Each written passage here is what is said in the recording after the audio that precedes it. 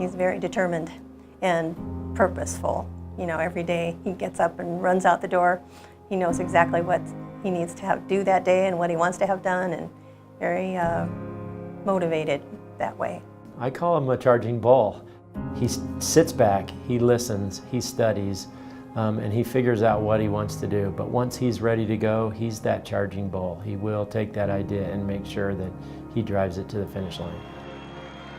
Today marks the end of an era, both for you and for me. You're moving on to the next big thing: jobs, graduate school, internships, travel, and whatever else life holds for you. And trust me, it holds plenty. I'm moving on as well.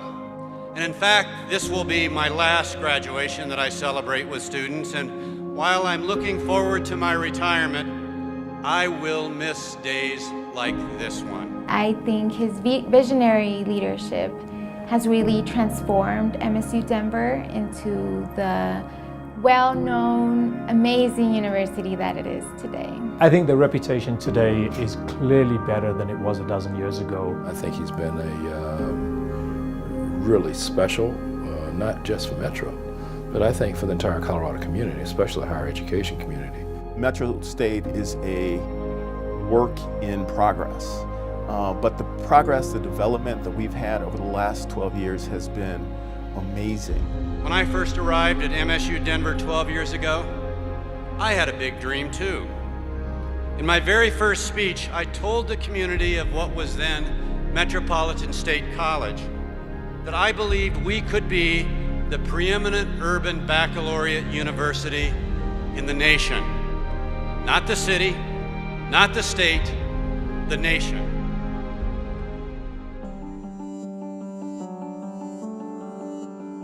His dad was career military in the Army, so they have moved as he moved as a child with his parents all over. So he embraces change because of that. You know, moving is easy for him. You know, it's just something new and fun, and off he goes.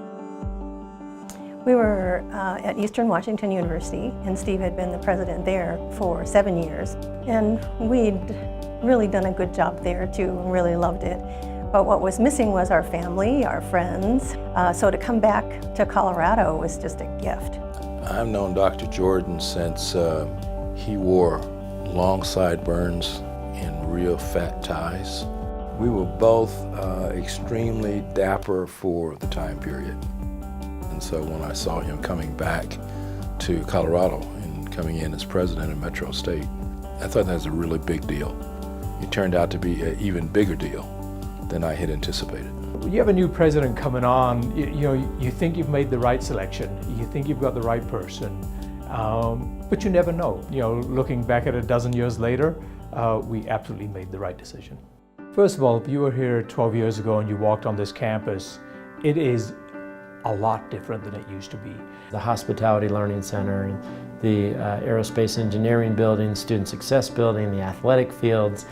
Do I need to go on and on? The list is just amazing. The other area, which is probably even more important, it's about the students. Why are we here? We're here because of the students. You can look towards the buildings, but I think you look at the faculty, look at the staff, look at the people who are here to care for our students and the students that we are graduating.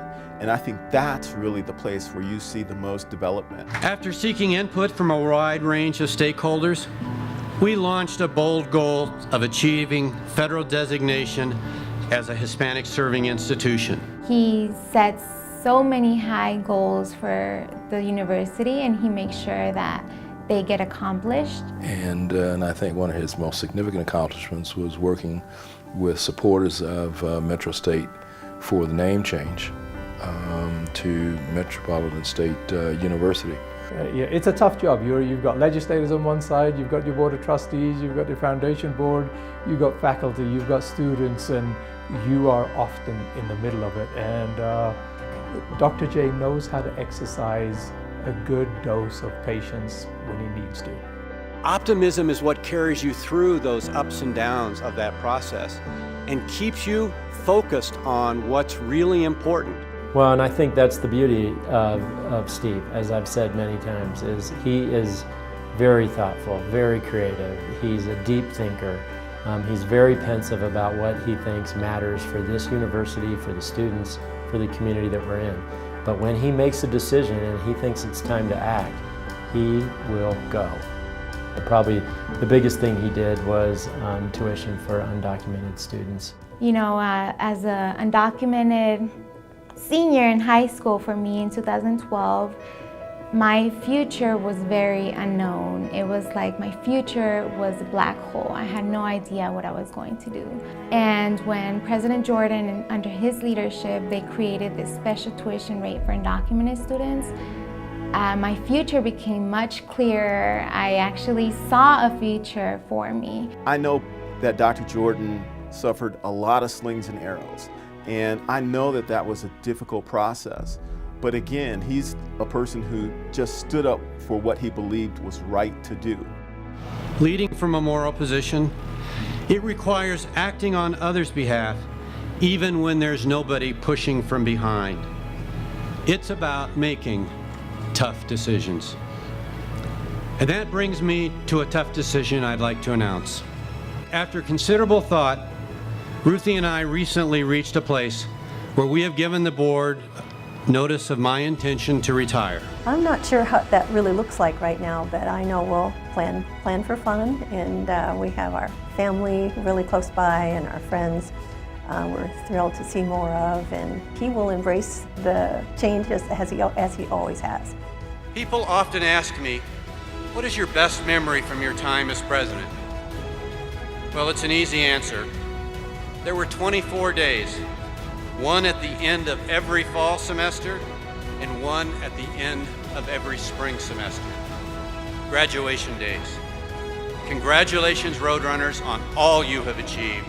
I am confident you will make us proud. It is a great day to be a Roadrunner.